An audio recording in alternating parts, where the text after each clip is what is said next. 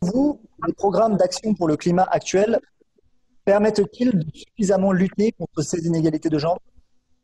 Et je dirais que les programmes actuels, c'est vrai, sont implémentés dans nos différentes sociétés, mais avec le genre qui est toujours considéré comme l'être vulnérable, euh, ces, euh, ces politiques ne sont pas vraiment adaptées au genre et aux populations les plus pauvres dans la planète. Parce que le fait de ne pas accéder aux emplois rémunérés les rend plus vulnérables et les dépouille même de leurs droits fondamentaux humains. Parlant des inégalités du genre par rapport au changement climatique, il faut noter que on ne peut pas, il ne peut pas être vécu de la même façon par les hommes et par les femmes. Parce que chez nous en Afrique, les femmes, c'est elles qui s'occupent de la cuisine, des enfants, cherchent de l'eau, cherchent du bois, la scolarité, etc. Et dans ce contexte-là, les changements climatiques affectent énormément le genre. Par exemple, avoir l'accès à l'eau avec les changements climatiques où les rivières sèchent, où les points d'eau traditionnels tarissent, où les puits et les forages que nous construisons également tarissent, il est question d'aller chercher de l'eau très loin. Alors, le problème se pose déjà en termes de la qualité et de l'accessibilité à l'eau potable. Ça, c'est un point très important qui impacte sur le genre. C'est elle qui va à des milliers de kilomètres, c'est elle qui va se tracasser pour avoir de l'eau. Nous, à la commune ici, par rapport à tous ces aléas-là, par rapport au genre, nous mettons en place des programmes permettant de lutter contre ces inégalités. Nous avons créé au sein de la Convention cadre des Nations Unies sur le changement climatique la constituante femmes et genre qui permet de promouvoir de nouvelles aptitudes par rapport au changement climatique. Avec Help Community, nous avons promu l'utilisation des fours à charbon pour lutter contre la déforestation, par exemple. Nous avons également mis sur pied la fabrication et l'usage des foyers améliorés et des sacs cuiseurs. Alors, nous sommes en train d'amener les femmes à la fabrication du charbon écologique pour empêcher qu'elles continuent de couper le bois pour le bois de chauffe, quoi, pour cuisiner. Et je vais conclure rapidement parce que nous n'avons pas beaucoup de temps. À Doumé, nous sommes en train de mettre en place le concept Doumé Femme Lumière, qui est un concept innovant et qui permet la formation des femmes à la fabrication de lampes solaires pour essayer de lutter à notre façon contre les changements climatiques. Voilà un peu en ramasser la première question. En tant que mère femme camerounaise et secrétaire générale du REFELA, En tant que secrétaire général du REFELA à Cameroun, insiste et écrit et insiste pour que lors de la constitution des listes des conseillers, qu'on tienne compte du genre et de la jeunesse. Et dans ma commune, je prends l'exemple, j'ai une commune de 21 conseillers et les 30% qui sont accordés au genre sont respectés, à savoir 8 femmes. Et c'est respecté. Et je peux également dire en tant que secrétaire général de FIELACAM, on est passé de pratiquement 29 femmes mères titulaires en 2013 à 36 femmes mères titulaires en 2020. On se dit quand même que c'est une, une, une petite avancée, mais qui est considérable pour nous. Petit à petit, avec la mobilisation des femmes, nous gagnons du terrain. Donc, on est passé de 29 femmes mères titulaires à 36 femmes mères titulaires. Et je crois que dans chaque conseil municipal, on retrouve au moins une femme adjointe. Où il n'y a pas de femme titulaire, il y a une femme adjointe. Ça voudrait dire que chez nous, quand même, en tant que maire, nous faisons des lobbying avec des acteurs comme vous, avec la société civile, avec des ONG. Nous sensibilisons le maximum des femmes pour que nous ayons accès aux postes de décision, pour que notre voix se fasse entendre. Et c'est à ce moment-là que, vraiment, véritablement, plus nous serons nombreuses, plus nos voix vont se faire entendre. La crise du Covid-19 affecte les femmes et les hommes de manière différente. Pour la promotion de l'égalité des genres, pendant et après la crise actuelle, peut-elle contribuer à des résultats plus équitables? Oh, je me dis que la pandémie du Covid-19 a bouleversé les habitudes dans le monde.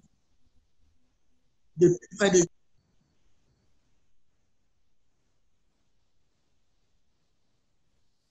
l'on constate que les priorisations pendant cette crise sont beaucoup plus focalisées sur les hommes au détriment des femmes. Or, c'est la femme qui est appelée à côtoyer tout le monde. C'est la femme qui va au marché pratiquement tous les jours. C'est la femme qui va au champ pour chercher des vivres, pour aller vendre encore tous les jours.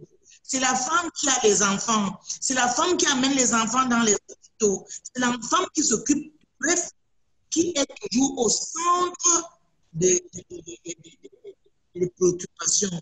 Mais nous nous rendons compte que pendant la crise du Covid, elle n'a pas été effectivement prise en compte. La lutte contre la pandémie a été faite de façon globale et générale. On a mis les femmes et les hommes au même niveau dans les préventions, mais moi j'aurais pensé et souhaité qu'on mette beaucoup plus d'accent sur les femmes. Et je crois d'emblée qu'il aurait fallu que l'égalité soit essentielle pour traverser ensemble cette pandémie, pour construire un avenir meilleur. Je crois qu'on aurait pris les femmes beaucoup plus en considération et au même titre que des hommes. Parce que si les statistiques sont là, si nous prenons les femmes actives, elles sont moins nombreuses que les hommes. Celles qui travaillent dans les bureaux, qui sont les femmes directeurs, c'est les hommes qui sont nombreux. À ce moment, à ce niveau-là déjà, on n'est pas nombreux. Donc, je crois qu'on aurait dû vraiment respecter cette égalité-là. Et on aurait pratiquement, je propose qu'on aurait permis que les femmes et les jeunes filles soient intégrées au cœur des plans de réponse sanitaire contre le Covid-19. On aurait intégré beaucoup plus de femmes dans la sensibilisation, dans la lutte contre le Covid-19, qu'on aurait également dû mettre dans l'élaboration de politiques et stratégies de relance post-crise. Les femmes et les jeunes ont perdu leurs emplois ou alors n'ont plus quasiment de revenus. Voilà un peu ce que je peux dire par rapport au Covid.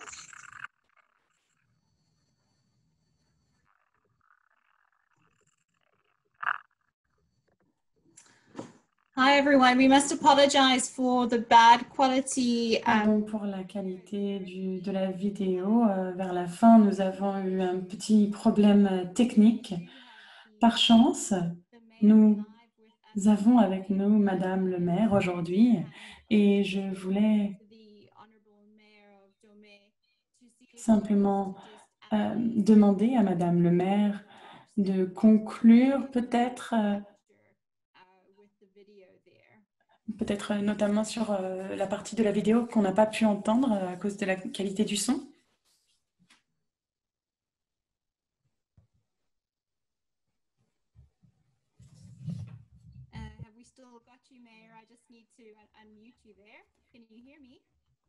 Il faudrait juste que vous activiez votre micro. Vous nous entendez? Alors, vous m'entendez? Est-ce que vous m'entendez? Non? Non, non. Oui.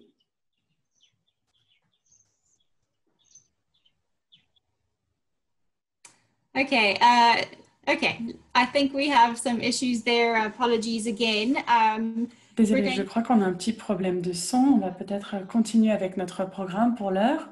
Ensuite, nous reviendrons vers Madame le maire pour sa conclusion. J'aimerais maintenant donner la parole à Nachi Majo, qui fait partie de l'équipe ECLI Africa sur l'énergie, climat et résilience. Voilà ce sur quoi elle travaille. Elle est point focal pour le genre. Elle travaille au sein de ECLI Africa, donc également, puisqu'elle est manager des alliances stratégiques. Merci beaucoup, Nachi, d'être parmi nous. Vous avez la parole. Vous allez nous parler de pourquoi le genre est si important et pourquoi nous devons nous concentrer sur ce point. Thank you, Tara. Thank you. Merci à tous, merci à tous les participants. Pour ECLI, le genre est essentiel. Ça fait partie de tous les travaux que nous faisons. L'égalité des genres est également inclus dans la vision stratégique d'ECLI. Il est bien connu que les groupes les plus vulnérables, en particulier les femmes, sont déjà impactés, et ce sera le cas d'autant plus à l'avenir par le changement climatique. L'une des choses que le programme sur le genre requiert, c'est des actions via la promotion d'égalité des genres. Et c'est d'autant plus important à l'aune de la COVID-19, puisque cela a amplifié les inégalités auxquelles sont confrontées les femmes et auxquelles elles étaient déjà confrontées avant même la crise. Nous reconnaissons que les femmes étaient déjà en train de travailler sur la priorisation de l'égalité des hommes et des femmes. Les ODD sont une opportunité de planifier une stratégie, en particulier en se concentrant sur la parité homme-femme pour la relance après la COVID-19. Quand on travaille avec les villes, au sein de ECLI, avec tous les programmes et les projets, nous savons que l'égalité doit être un objectif à part entière. Et donc, la parité doit être incluse au sein des différents projets urbains et ils ne doivent pas être gérés de manière marginale, séparément ou après coup. En tant que ECLI Africa, nous avons une feuille de route très claire sur la manière dont les villes peuvent inclure le genre et atteindre la parité. Cela peut être fait via l'inclusion de données désagrégées sur les genres et des statistiques sur le genre dans différents programmes. La facilitation également des processus de participation pour une meilleure égalité pour les hommes et les femmes avec des sièges attribués à des femmes et à des hommes pour améliorer l'égalité hommes-femmes. Voilà simplement quelques-uns des exemples d'actions qui peuvent être mises en œuvre. Il y a beaucoup de mesures très tangibles que l'on peut mettre en œuvre pour améliorer la parité. Enfin, j'aimerais également dire que dans les programmes et clés qui se concentrent sur le genre, au point de vue institutionnel et sur la gouvernance, eh bien, nous sommes fiers d'annoncer la création de ECLI Africa Women's Lead. Donc, Women's Leader Lead. Donc, pour garantir nos engagements en matière de parité hommes-femmes au plus haut niveau des villes, la Ligue des femmes leaders ECLI Africa visera à mettre en relation des femmes, des leaders partout sur le continent africain afin de fournir des conseils en matière de leadership des femmes. Il y aura un comité qui est composé de plusieurs maires de villes, de capitales partout en Afrique, et la Ligue des femmes abordera des actions, des mesures et des politiques pour un avenir durable pour l'Afrique. Donc, en guise de conclusion, Weekly Africa est très actif sur l'inclusion du genre et la parité dans le cadre de sa vision stratégique, comme je l'ai dit un peu plus tôt. Et le travail sur l'égalité est vraiment au cœur des différents projets sur lesquels nous travaillons avec les villes. Et maintenant, avec le lancement de la Ligue des femmes ICLI Africa, le genre et la parité sera encore plus mis en avant au sein de nos villes. Merci. Merci beaucoup. Merci, Nachi. Je crois qu'il faut que nous travaillions ensemble afin que le genre soit vraiment une de nos priorités. Et je vais maintenant donner la parole à Fleur Newman. Je vais donner la parole à Fleur Newman, qui dirige l'unité Action Empowerment pour ACE. Elle travaille également sur les questions de genre et de la jeunesse à la CCNUCC. Elle est point focal pour le genre et point focal pour les femmes au sein du secrétariat de la CCNUCC. Malheureusement, Fleur n'a pas pu se joindre à nous aujourd'hui, mais nous avons eu la chance de l'interviewer et d'enregistrer son intervention un peu plus tôt. Et elle aborde les processus de changement climatique et comment cela s'articule avec les CDN. Donc, Fleur, vous avez la parole.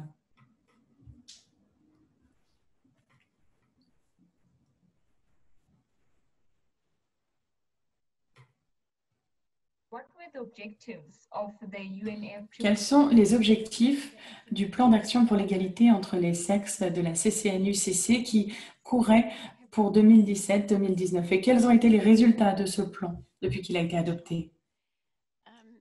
Alors, tout d'abord, merci pour la question. Le plan d'action pour l'égalité entre les sexes de 2017 à 2019 était le premier en son genre. Il me semble qu'il y a un problème avec le son. Je crois qu'on va devoir arrêter la vidéo et la remettre en route.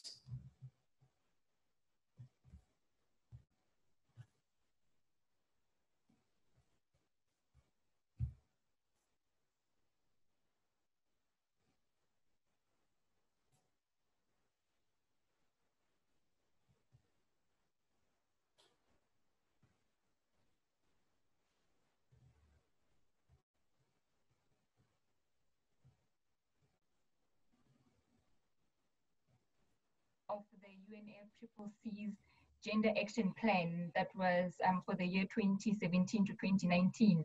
Donc, quels étaient les objectifs du plan d'action pour l'égalité entre les sexes de la CNUCC qui courait pour 2017 et 2019? Alors, merci pour la question. Le plan d'action pour l'égalité entre les sexes de 2017-2019 était le premier en son genre sous l'égide de la CCNUCC. Il capitalisait sur les travaux du groupe de travail sur les questions de genre de Lima, le premier en 2014 et un autre en 2016. Et le but général, et d'ailleurs, ces objectifs ont été mis en avant dans le plan d'action actuel, mais le but général était d'améliorer la compréhension et la connaissance des mesures liées au changement climatique, adaptées aux besoins des femmes, la parité hommes-femmes,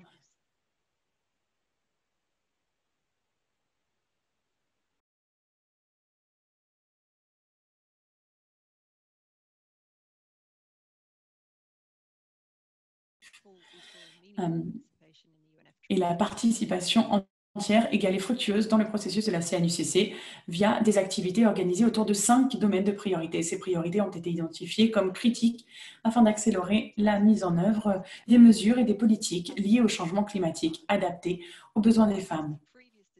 À partir des 60 décisions précédentes que les parties avaient prises dans le cadre de la CCNUCC sur ce qu'elles voulaient atteindre. Donc, le plan d'action pour l'égalité contre les sexes fournissait des méthodes. Et ces mêmes priorités ont été également portées parce qu'on s'est rendu compte qu'elles étaient assez justes sur ce sur quoi elles se concentraient. Eh bien, elles étaient donc assez justes et dans le plan d'action renforcé pour l'égalité entre les sexes adopté lors de la COP25.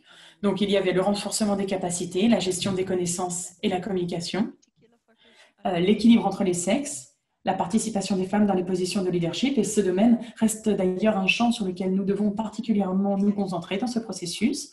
La cohérence également entre les différents processus de la CCNUCC via l'adaptation, l'atténuation, le financement, le renforcement des capacités, mais également au niveau de l'ONU, pour nous assurer que ce qui est fait en matière de climat et de parité dans le cadre de la CCNUCC est soutenu et trouve une caisse de résonance au sein de l'ONU.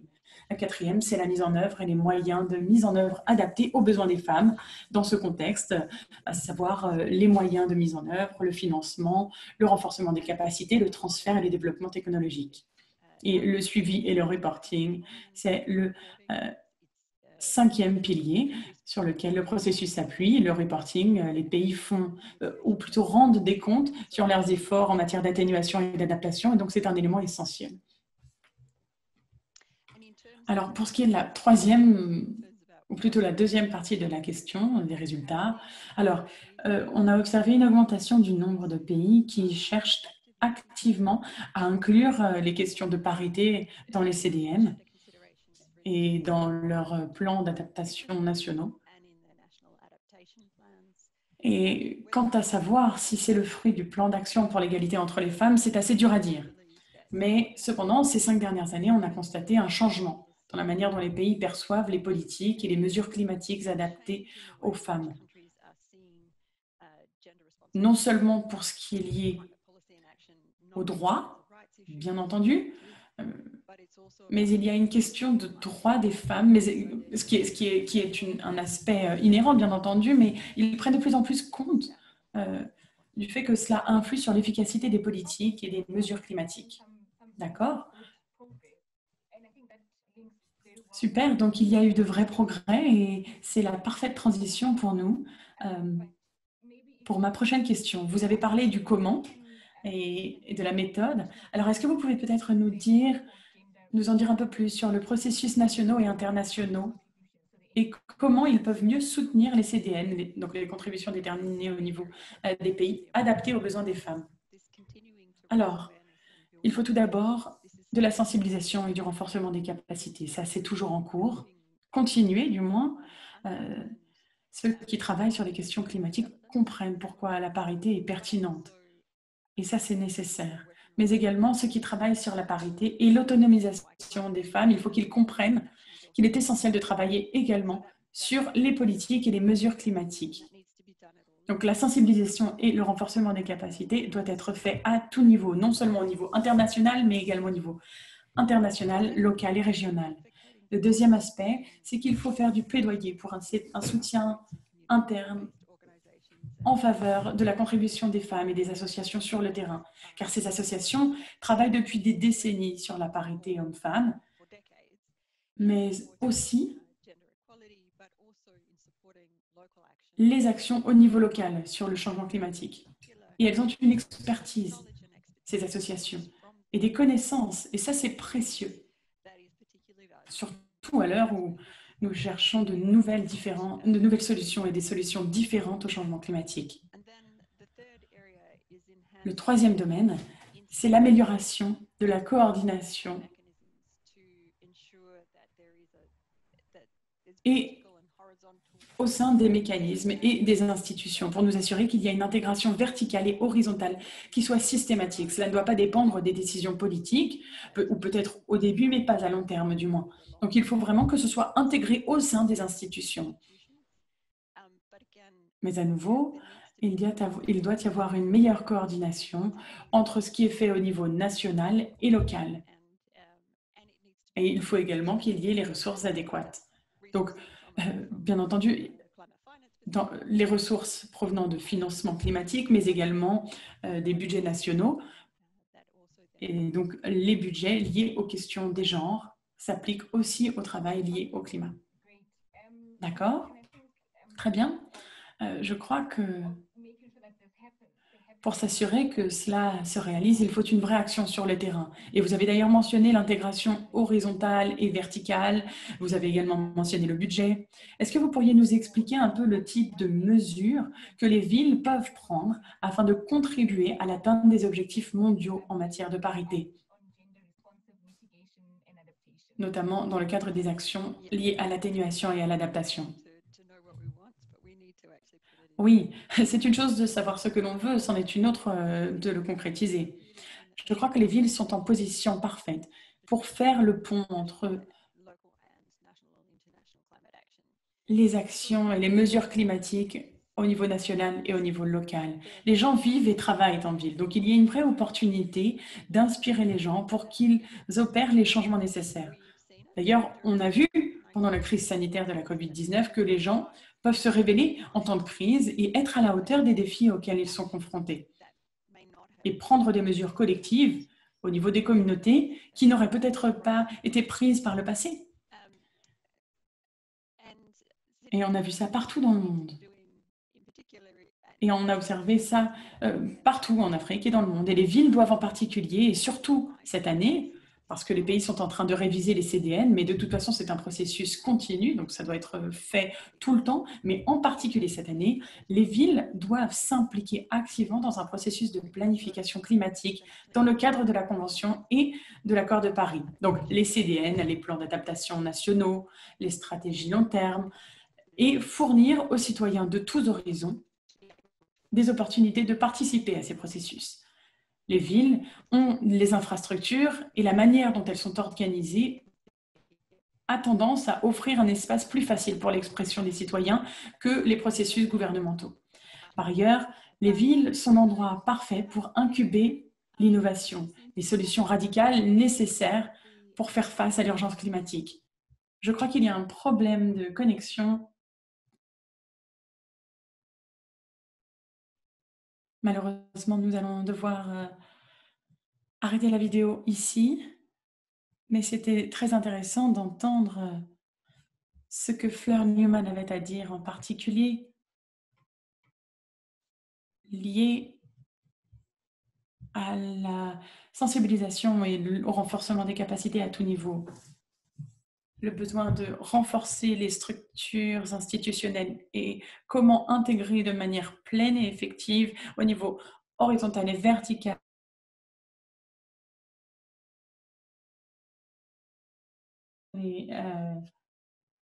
la parole à l'une de nos participantes aujourd'hui, Julia Massy. Elle est spécialiste des questions urbaines.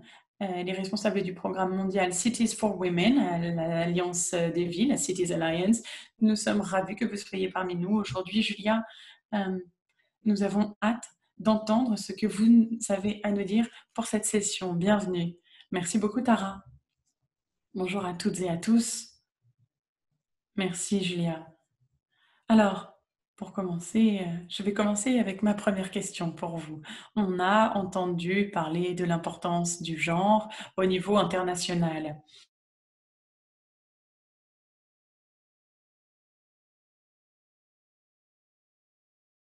Planification urbaine pour le changement climatique. Alors, merci pour cette question. Chez Cities Alliance, on a un programme complet, global, sur les villes pour les femmes. Nous sommes convaincus que les villes qui sont plus sensibles au renforcement des capacités et aux questions des capacités, des femmes plutôt, sont plus en faveur du climat, notamment si on regarde le transport public, le métro, notamment. Malheureusement, il y a certaines villes qui ont tendance à se concentrer surtout sur des lignes qui permettent aux hommes de prendre les transports, alors qu'en fait, ce sont surtout les femmes qui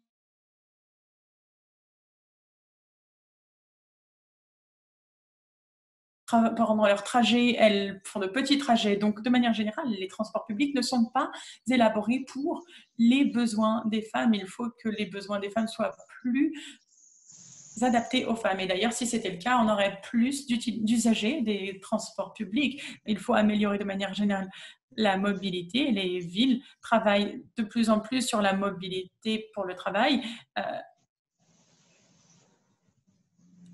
Les femmes se sentent en insécurité, en situation d'insécurité dans les transports publics, dans beaucoup de villes, malheureusement.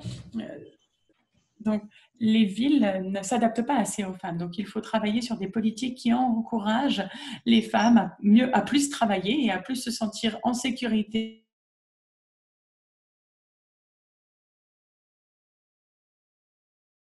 Plus travailler, ce sera essentiel pour une politique liée au changement climatique. Nous savons que les femmes produisent jusqu'à 20% de la nourriture et de manière générale, elles sont propriétaires de petites parcelles de terre, mais dans beaucoup de pays, elles n'ont pas accès à la propriété et elles ne peuvent pas non plus emprunter de l'argent. Donc, ce sont des conditions qui limitent les capacités des femmes pour pouvoir diriger leur petite ferme de manière efficace. Par ailleurs, cela engendre encore plus de déforestation. Les femmes sont les plus actives et les plus présentes dans le secteur informel de la vente de nourriture, donc sur les marchés. Et ce sont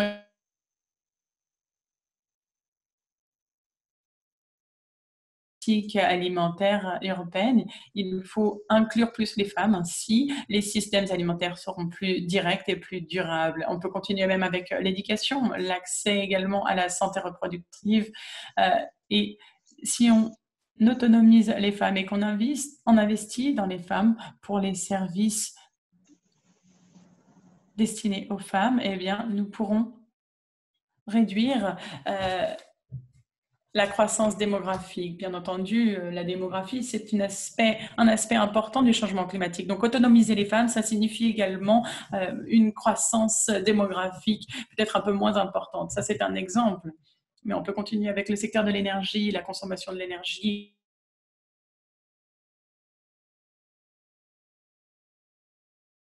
L'énergie pour cuisiner.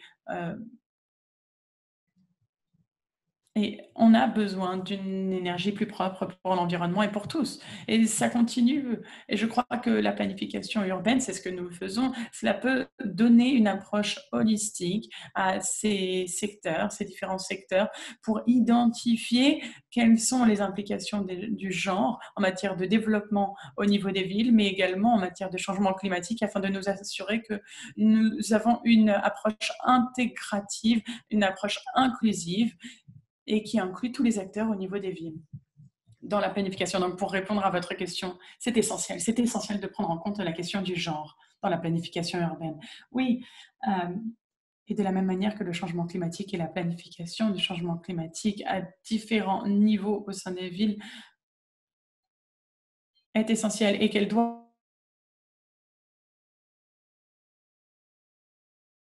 Oui, nous nous rendons compte à l'heure actuelle que nous sommes dans une période tout à fait particulière en 2020 et à l'aune de la crise de la COVID-19 actuelle, quelles approches et mesures sensibles au genre peuvent être prises à l'heure actuelle dans cette crise, mais plus tard également pendant la relance après la COVID-19 et comment est-ce que ça s'articule avec une résilience climatique?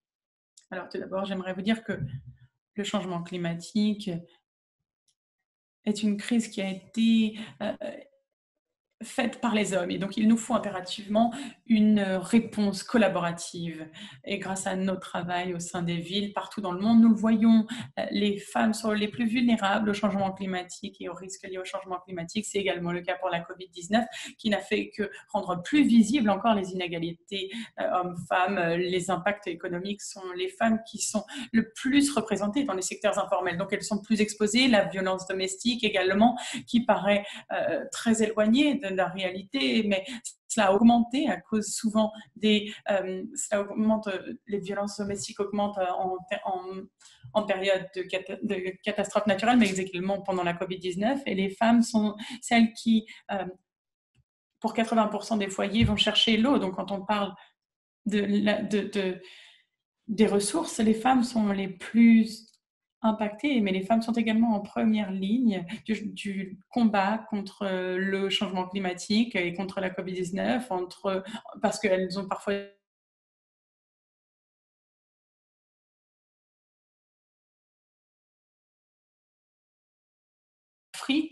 qui sont des femmes et qui prennent à bras le corps la question du changement climatique. Donc, on a besoin de plus de femmes dans des postes de décision. Nous devons les soutenir.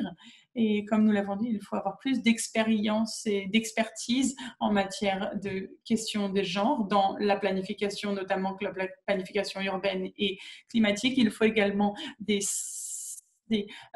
systèmes de mentorat. En Tunisie, c'est le cas. Il y a c'est une démocratie et ils ont besoin de structures pour soutenir les femmes. Il faut une planification qui soit participative au niveau des villes. On a, chez la City Alliance, on a mis en place un cadre holistique qui combine les données quantitatives et qualitatives pour analyser le niveau d'implication des femmes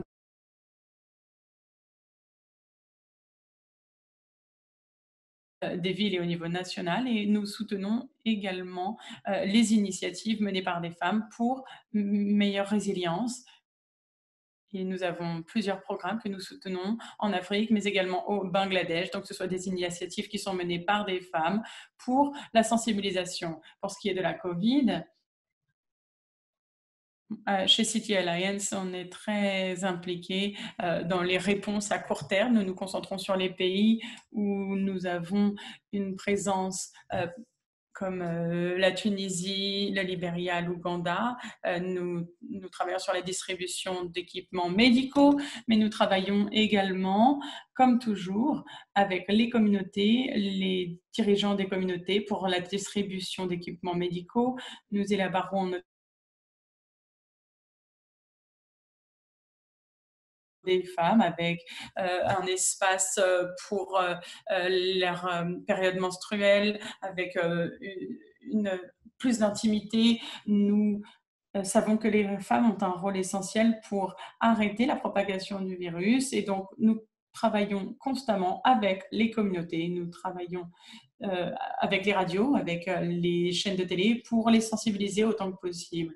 Et bien entendu, nous avons un plan à long terme pour l'après-Covid, et les femmes doivent être au centre de ce plan. Il y a des fonds pour l'après-Covid, il y a différentes initiatives, et ensemble, nous devons faire du plaidoyer afin de nous assurer que les femmes soient au cœur des actions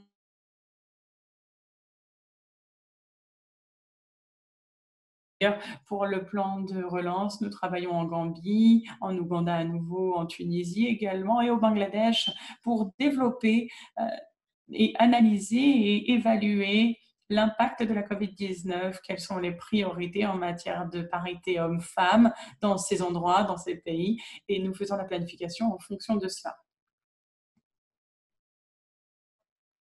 Voilà, plus ou moins ce que nous faisons et ce que nous pensons que nous devrions faire. Donc, le leadership, le renforcement des capacités, avec une vision à court terme et à long terme qui mettent au cœur des préoccupations les femmes. Merci, je vois que nous avons déjà beaucoup de questions. Merci, Julia. J'ai hâte de passer à la session de questions-réponses avec vous. Sans plus.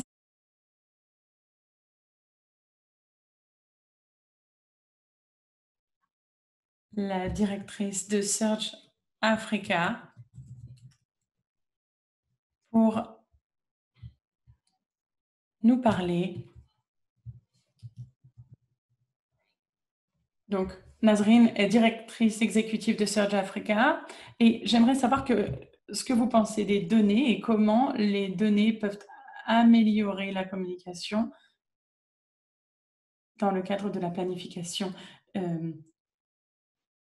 municipale. Merci beaucoup de m'avoir donné la parole.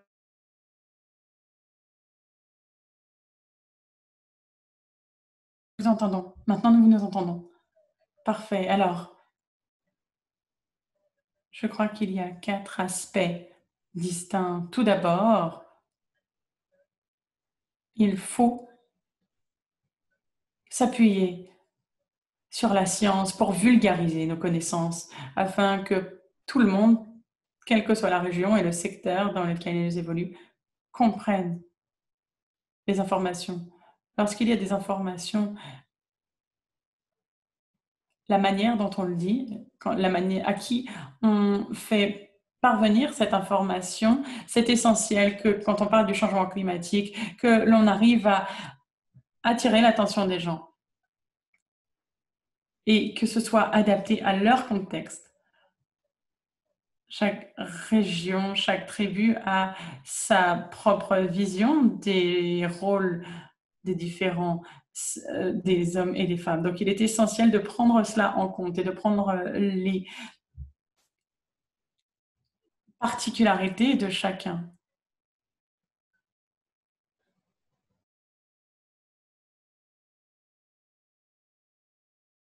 Vous avez un message à donner aux agriculteurs en Afrique de l'Ouest, par exemple, il est essentiel que vous élaboriez ce message en ce sens.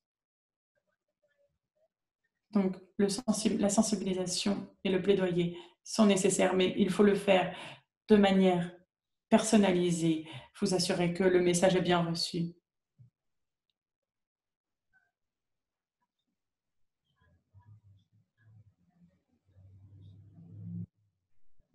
En Afrique,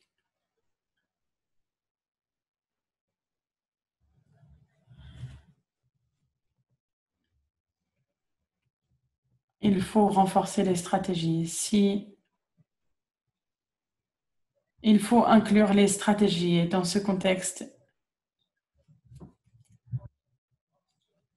Il faut raconter des histoires parce que les gens se souviennent des histoires.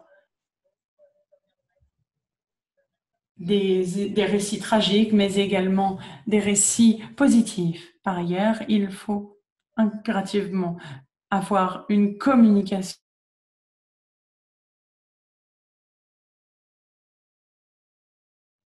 nos pays pour la biodiversité et pour l'humanité. Donc, il faut sensibiliser tout le monde avec des mécanismes de communication en temps de crise.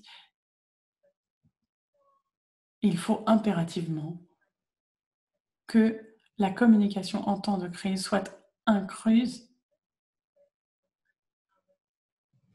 dans les stratégies parce que nous devons pouvoir changer les choses. Je suis tout à fait d'accord avec vous.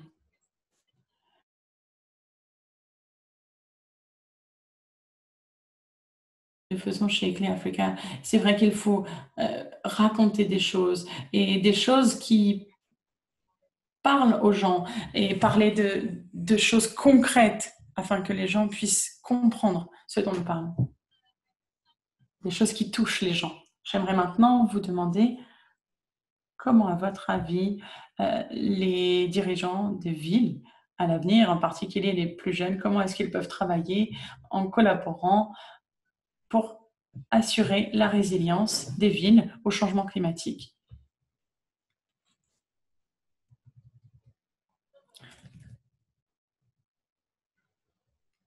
La confiance est importante parce que les gouvernements ont des filtres et il faut impérativement instaurer un sentiment de confiance et des alliances pour faire avancer nos problématiques. Les dirigeants doivent tenir leurs promesses et améliorer le développement et la qualité de vie de la population. Une fois qu'il y aura cette confiance, alors on pourra commencer à collaborer avec tous les différents secteurs. Par ailleurs, il faut un leadership. Beaucoup de dirigeants, les dirigeants des villes, doivent créer des possibilités pour les jeunes, pour qu'ils aient des postes importants, pour qu'ils aient un rôle important. Nous ne voulons pas être juste marginalisés. Nous devons avoir des rôles importants pour avoir un impact dans la lutte contre le changement climatique. Donc, nous le savons, nous devons changer la structure de nos gouvernements. C'est une chance de réévaluer la situation. Je ne peux que insister sur l'accès aux ressources. C'est essentiel pour le développement et pour le développement de la jeunesse. Nous devons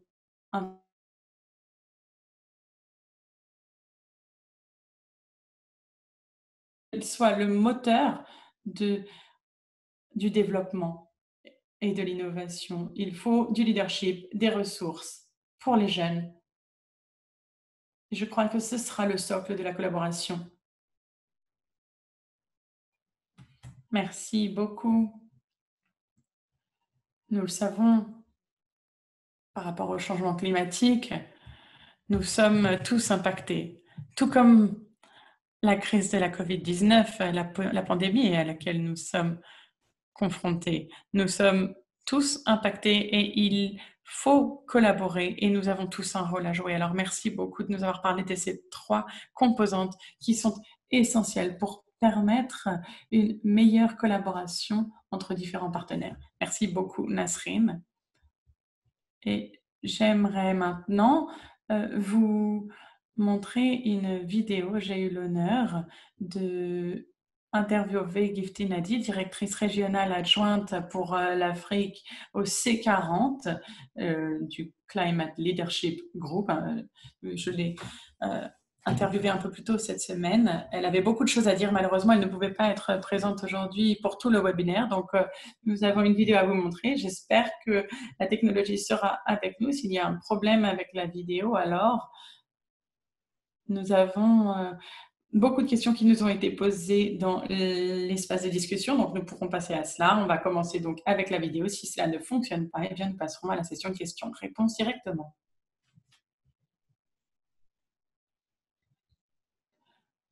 Bonjour, merci d'être parmi nous pour cet entretien préenregistré. Alors, la première question que je voulais vous poser, c'est pourquoi est-il important que les villes se concentrent sur la parité? Merci beaucoup de m'avoir invité à ce webinaire.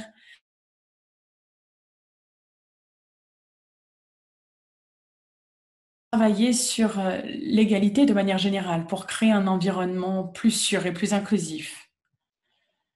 Alors, pour ce qui est de la parité homme-femme, cela inclut les différents rôles, opportunités pour hommes et femmes,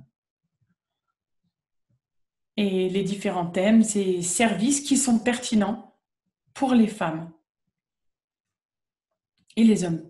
Déjà, la sûreté et la mobilité, par exemple, la violence dans la sphère publique, les responsabilités au sein des foyers, la représentation politique, la représentation sociale.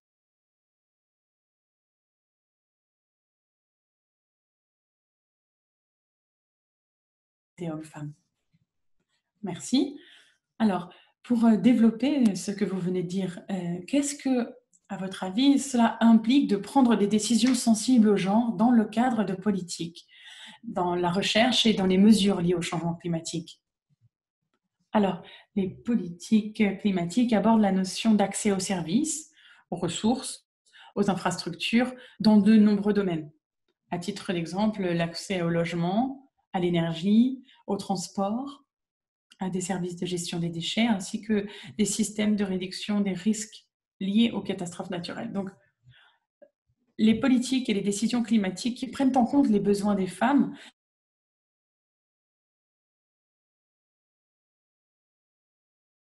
politique qui soit inclusive et juste. Et cela doit être l'objectif. Et il doit être remis en question et envisagé comme une transformation des processus et des modèles actuels qui ne font que perpétuer l'injustice et l'inégalité. Oui, la planification climatique et la réponse au changement climatique et l'élaboration de mesures doivent inclure tous les secteurs et tous les acteurs, en particulier au sein des villes. Et il en va de même pour la planification de la réponse à la crise de la COVID-19 actuelle d'ailleurs. Et à cet égard, est-ce que vous pourriez nous parler de certaines mesures et approches sensibles au genre qui peuvent être prises dès maintenant, pendant la crise, et plus tard, dans le contexte de la pandémie? Donc, après la pandémie, et comment cela s'articule avec le renforcement de la résilience face au climat? Alors, je crois que cette pandémie nous a montré, et a montré d'ailleurs au monde entier, qu'il y a des inégalités.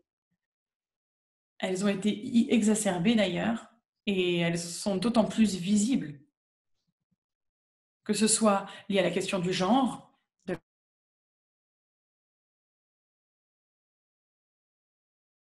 c'est également passé avec les catastrophes naturelles qui se sont produites en réponse au dérèglement climatique. Cela a une fois de plus démontré d'ailleurs que les populations les plus vulnérables, en particulier les inéquités entre hommes et femmes. Ce que nous avons vu et ce que nous avons observé au cours de cette pandémie, en particulier dans les hémisphères sud, c'est que l'impact est disproportionné entre les femmes et les hommes, notamment pour les femmes qui ne sont pas rémunérées pour s'occuper des enfants. Il y a également la question des violences domestiques.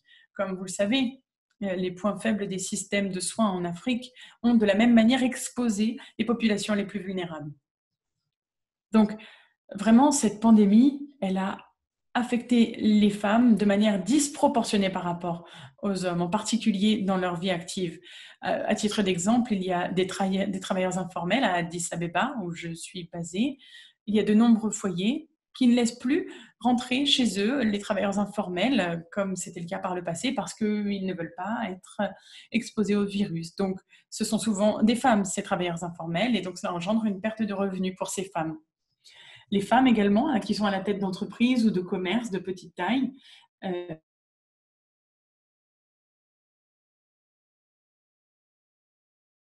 du manque d'accès à certains espaces liés au confinement. Et d'ailleurs, partout sur le continent, on observe l'impact de ces inégalités à nouveau. Les inégalités de genre, de race et de manière générale de la manière dont la situation impacte la vie des gens. Je crois qu'il est important, au même titre que le genre doit être inclus dans la planification des villes, le genre, les questions liées au genre doivent être incluses dans les mesures et les politiques climatiques. On doit inclure les questions d'égalité des sexes dans les mesures de reprise, de la relance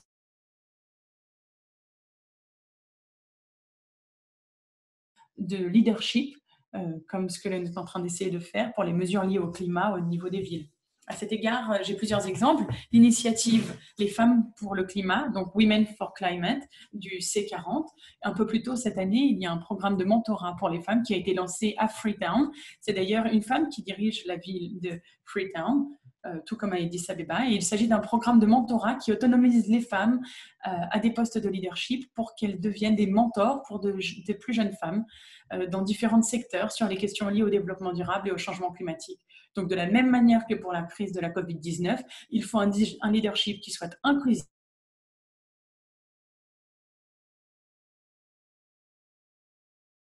ou formel, ait accès à la santé, ait accès au dépistage de la maladie, etc. Il faut également travailler sur les données désagrégées pour que les politiques soient plus justes et inclusives et bien alimentées en données et que l'on utilise les bons termes également pour que ces politiques soient aussi efficaces que possible et qu'elles prennent en compte tous les besoins de chacun et de chacune. Un budget sensible au genre est également essentiel dans ce domaine, au même titre qu'il est essentiel que les mesures liées au climat prennent en compte les besoins des femmes. Pour la protection des femmes et des enfants, pour améliorer l'égalité sur le marché du travail, c'est essentiel également, à mon sens, car il y a tellement de gens qui sont au chômage. Donc voilà quelques exemples. Et à l'heure actuelle, nous discutons au niveau des maires avec les C40, puisqu'il existe un groupe de travail du C40. Et ce groupe de travail a récemment publié un rapport sur une reprise verte et juste. La région Afrique est représentée par Madame le maire Aki Sawyer de Freetown. Et elle a fait un travail formidable pour vraiment mettre en valeur le leadership au niveau des villes et dans la manière dont elle travaille avec le gouvernement national. Et elle travaille sur les problématiques qui affectent les femmes à la base sur le terrain. Donc, vraiment, elle fait un travail incroyable. Excellent, merci beaucoup. J'ai eu l'honneur de rencontrer Madame le maire Aki Sawyer et c'est vrai que c'est une femme incroyable. Elle a fait un travail admirable, en très peu de temps d'ailleurs. C'est une vraie source d'inspiration pour nous tous, notamment pour son travail à Freetown. Merci beaucoup de vos commentaires. Je ne sais pas s'il y a autre chose que vous aimeriez ajouter pour conclure. Alors non, enfin, je voulais simplement parler de certains exemples du programme de mentorat qui pourraient vous intéresser. vous savez, le programme de mentorat que j'ai mentionné. Donc, c'est un programme qui réunit 17 mentors et mentorés qui travaillent sur le changement climatique et le développement durable dans les villes, dans le secteur privé ou des entrepreneurs, etc. Et ça a été vraiment intéressant de voir comment ce groupe de femmes, à la fois à Addis Abeba et à Freetown, a pu se réorienter et se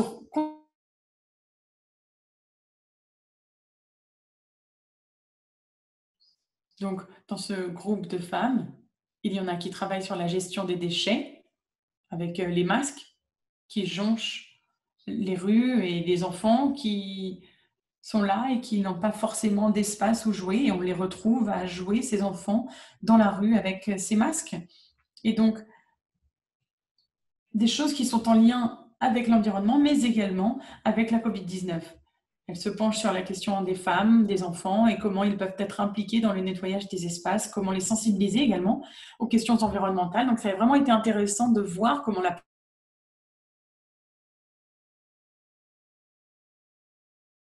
elles ont dû travailler sur des projets différents de ceux qu'elles avaient en tête à cause de la COVID-19, mais elles ont essayé de trouver une utilité à leur travail tout en se concentrant sur l'environnement.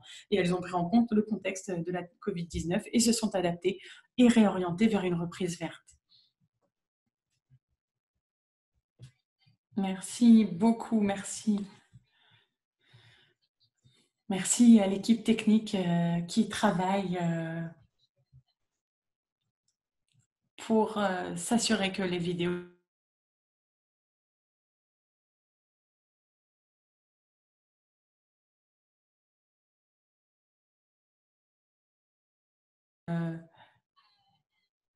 à ceux d'entre vous qui ont des questions, je crois que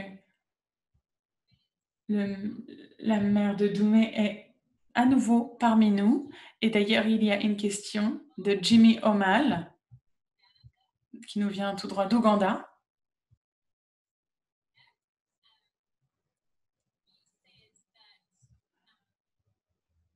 La question est la suivante. Les femmes ont l'impression qu'il y a des discriminations de genre et qu'il faut un système plus inclusif qui prenne en compte leurs rêves.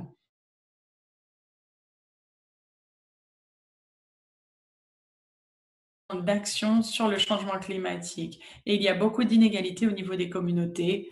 Quel plan existe pour améliorer la vie des femmes et gérer ces hauts niveaux d'inégalité pour les femmes au sein des communautés?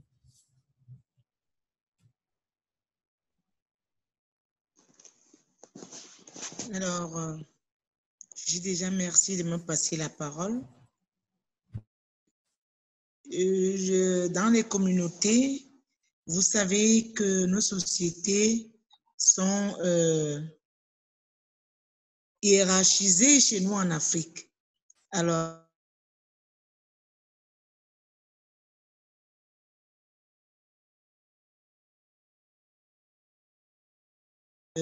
active déjà aussi.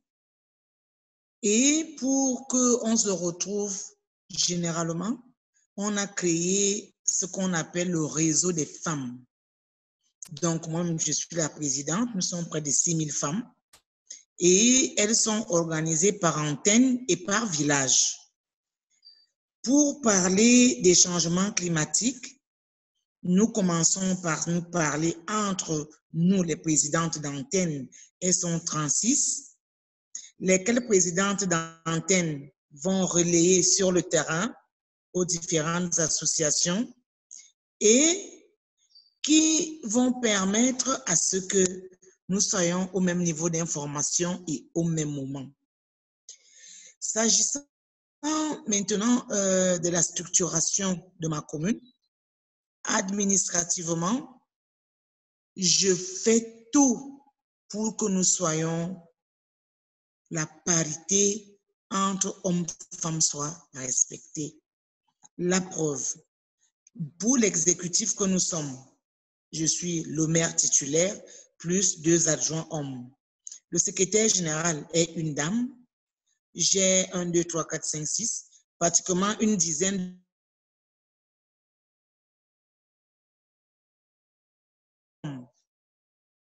ça fait que quand moi-même je prêche par l'exemple, quand moi-même je montre la voie à suivre, alors les autres dames, les autres femmes le font également. J'ai tout le temps travaillé avec mes chefs de village pour se parler, pour leur montrer le bien fondé de prendre en compte le genre qui est la femme, ainsi de suite. Et petit à petit, je me rends compte que les solutions sont là et je me rends compte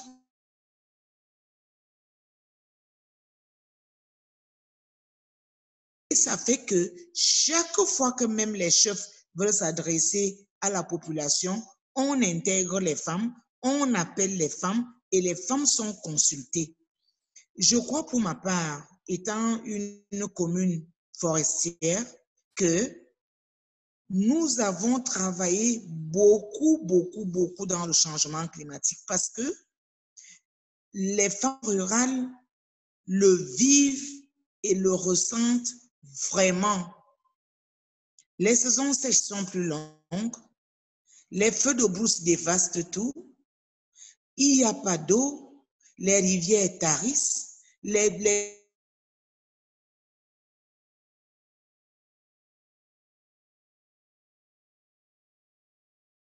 et elles se l'approprient vite également. Ce que nous devons faire, c'est comme on dit les précédentes intervenantes, c'est de continuer dans la sensibilisation, dans l'autonomisation de la femme, dans l'élaboration des stratégies politiques régionales et locales d'insertion des femmes dans la prise de décision.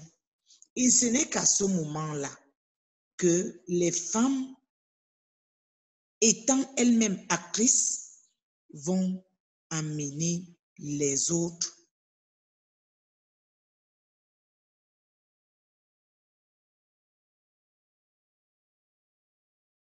dans le sens purement positif. Je ne sais pas si j'ai répondu à la question.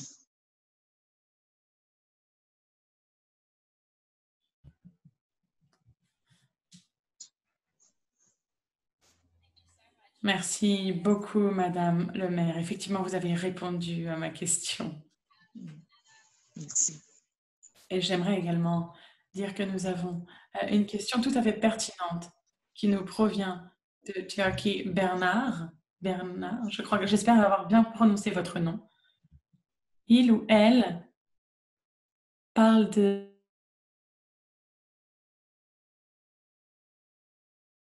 l'équilibre homme-femme. Est-ce qu'il y a des informations sur sur la prévention? Je crois que cette question est liée à la manière, à la manière dont on peut s'attaquer à la violence genrée.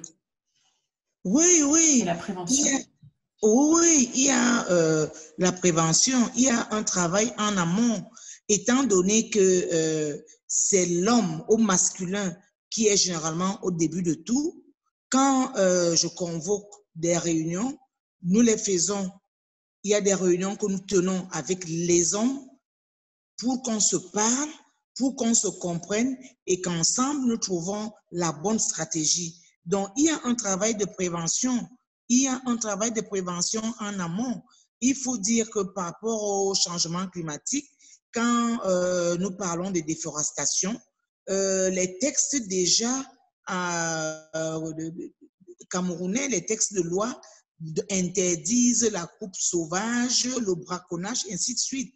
Ça fait que, nous basant sur ces textes et maintenant avec l'approche qui est la nôtre, nous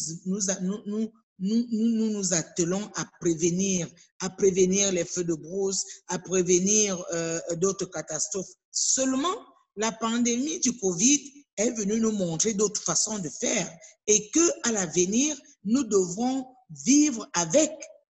C'est-à-dire que pensez toujours qu'à tout moment, il peut y avoir une catastrophe qui est au-dessus de nous et il faille déjà commencer à la prévenir dès à présent.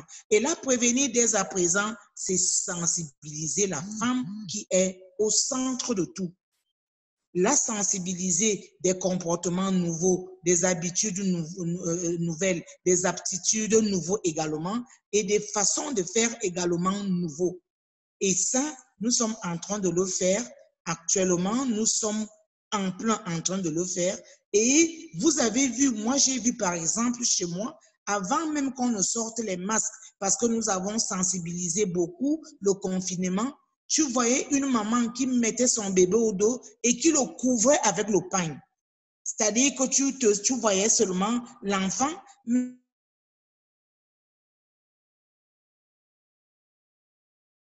peut respirer. C'est un travail de longue haleine. Et les élus locaux que nous sommes, nous les femmes, nous nous attelons à le faire tous les jours. Comme j'ai coutume de le dire, le maire que je suis sensibilise partout et en tout temps. Dès lors que j'ai un petit espace, il s'agit de sensibiliser en même temps les hommes, surtout les hommes, et en même temps les femmes. Encore que la femme est de nature réceptive. Dès qu'on lui a appris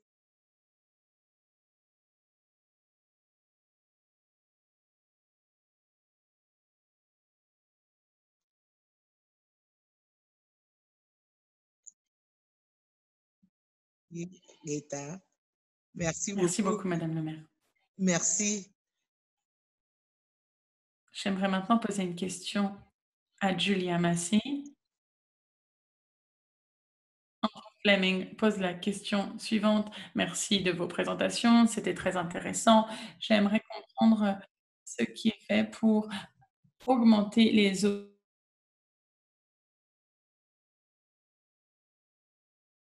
urbaines qui prennent en compte la question du genre. Est-ce qu'il y a des fonds, des interventions qui rendent la chose plus facile pour les municipalités, en particulier dans le sud, pour financer les infrastructures sensibles au genre de manière efficace?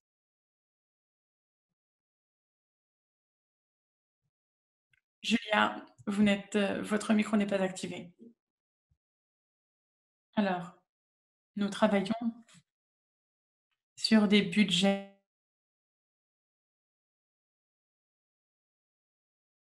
se concentrent sur leur budget pour prioriser les interventions qui ont une composante sur le genre.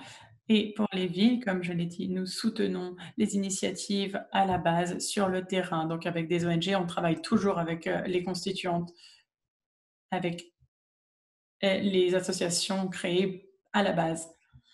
Pour ce qui est des budgets sensibles au genre, c'est quelque chose qui doit être regardé au niveau local et national, mais international et multilatéral au niveau de l'Europe, de l'Union européenne notamment. Ils ont des propres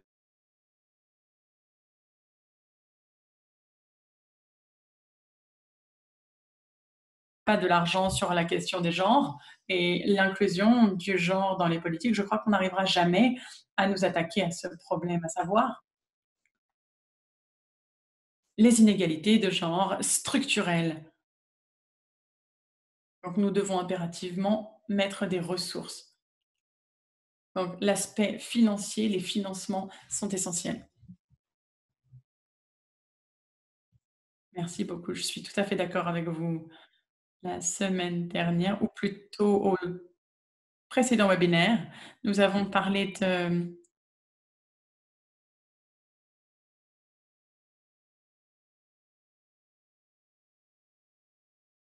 c'était, à vrai dire, pour certains financements assez pertinents pour la question des genres. J'aimerais maintenant poser une question aux différents membres du panel. Julia, puisque vous êtes avec nous, j'ai une question pour vous. Quel est le lien entre le genre et le développement durable? On le connaît, ce lien, mais comment est-ce qu'on peut rendre ce lien plus visible, cette relation? Alors, comme je l'ai dit un peu plus tôt,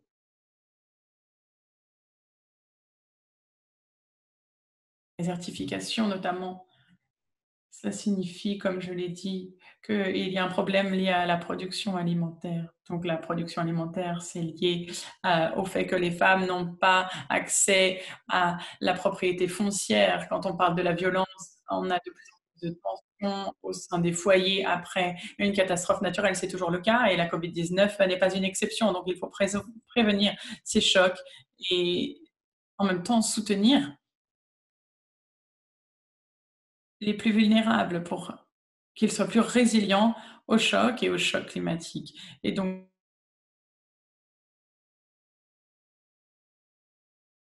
crise. Et ce type de problème, notamment la violence domestique. Pour l'énergie, il faut investir dans l'énergie propre. Et cela améliorera la santé des femmes qui travaillent à la maison, mais de manière générale, on utilise de plus en plus de l'énergie propre dans les foyers. Mais je crois que clairement, le lien, il n'est pas évident, mais il est là. Et quel que soit le secteur que touche le changement climatique. Merci beaucoup. Oui, tout à fait. Merci, Julia. Nazrine.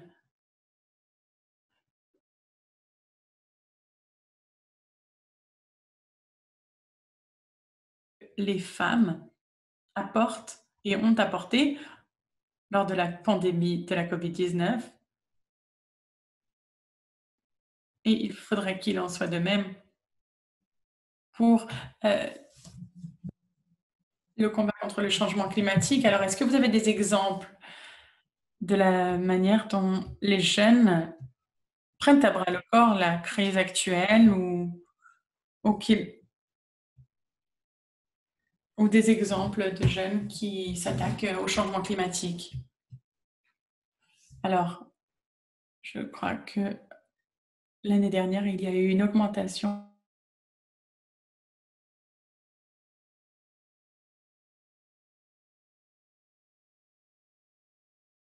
et fédérée. C'est quelque chose que l'on voit. Mais par ailleurs, il faut plus inclure les jeunes et les leaders de jeunes, en particulier en temps de crise. Comme je l'ai dit un peu plus tôt, il ne s'agit pas uniquement de donner des postes importants à ces jeunes, il s'agit également de leur donner des ressources, les ressources adéquates pour qu'ils soient en mesure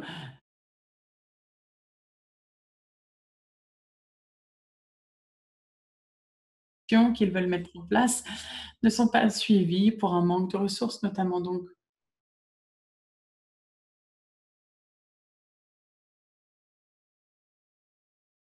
on doit être en mesure de fournir aux jeunes les ressources. Et avec la période de la COVID-19, nous nous sommes rendus compte qu'il y a beaucoup de jeunes qui travaillent dans différents secteurs de l'économie.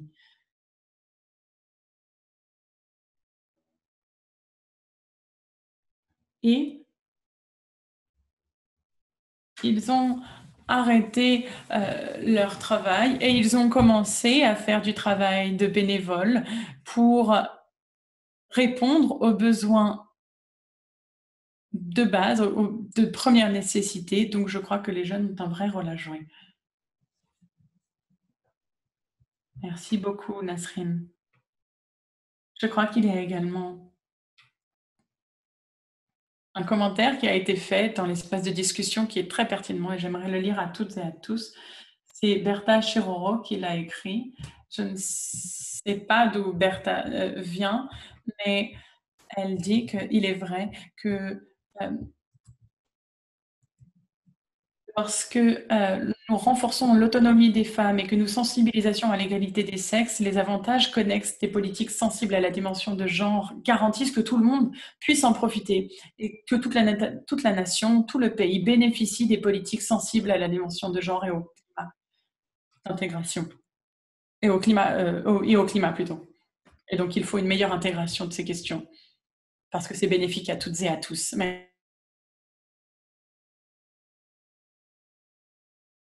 vous pourriez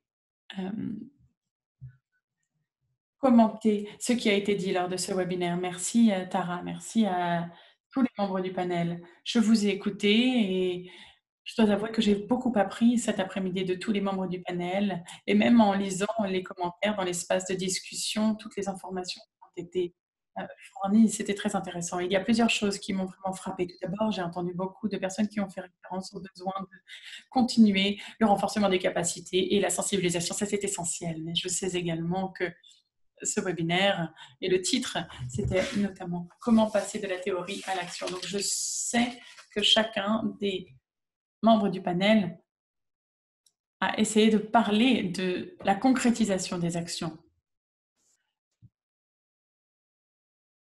La maire de Doumé l'a dit, il faut parler avec des gens à tout niveau, au plus haut niveau, pour trouver des solutions pour les plus vulnérables, notamment les femmes dans les cités, dans les villes. Je crois que c'était une vraie source d'information et une source d'inspiration. Nazrine a également parlé du besoin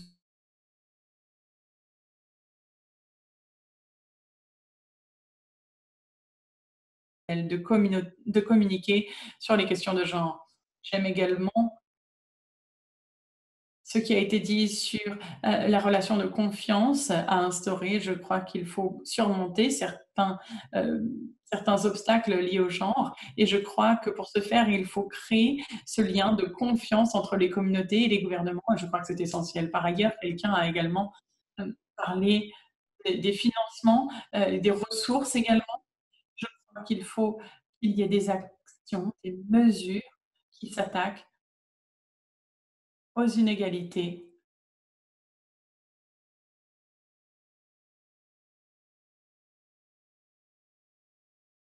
Que les actions, les mesures sont à l'échelle et qu'elles atteignent ceux qui en ont le plus besoin. Donc, il faut regarder les systèmes financiers au sein des villes, mais également entre les villes et entre les gouvernements, avec les agences internationales. Il y a d'ailleurs eu une question sur la manière dont le genre peut être incorporé dans différents mécanismes de financement, et je sais que le GEF, Global Environment Facility, et ils prennent en compte le genre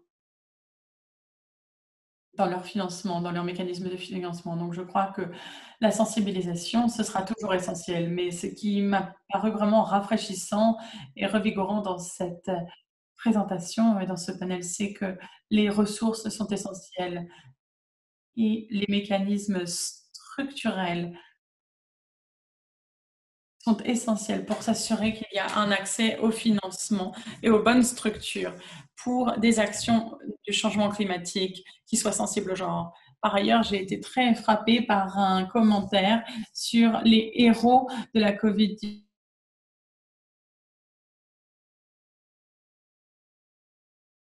Des femmes au sein des foyers. Souvent, ce travail, il est non rémunéré ou est peu considéré, et je crois que ça a été plus visible dernièrement, et je crois qu'il en va de même pour les responsabilités au sein des foyers, mais également dans la lutte contre le changement climatique. Farah, vous avez la parole. Merci Megan. C'était un excellent résumé des discussions d'aujourd'hui. Merci à toutes et à tous de vous être rejoints à nous. Je suis tout à fait d'accord avec Megan. J'ai beaucoup appris aujourd'hui grâce à vous.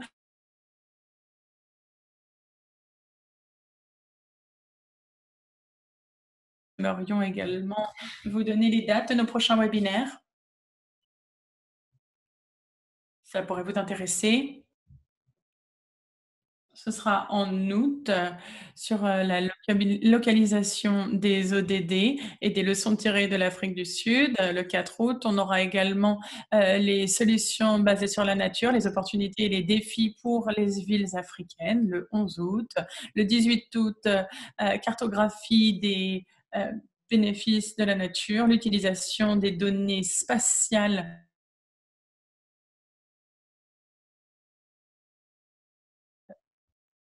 webinaire sur systèmes de communication efficaces et les leçons à tirer pour répondre aux pandémies et aux désastres naturels et aux catastrophes naturelles.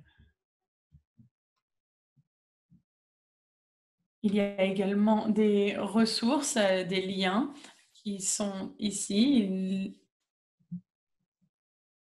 Vous seront très utiles. N'hésitez pas à aller sur ces sites internet. À toutes et à tous, merci de vous être rejoints à nous pour ce webinaire. Nous espérons que vous nous rejoindrez à nouveau à d'autres webinaires. C'était simplement pour vous dire également à tous les membres du panel, merci infiniment d'avoir pris du temps pour nous adresser la parole lors de ce webinaire et bonne journée à toutes et à tous. Merci.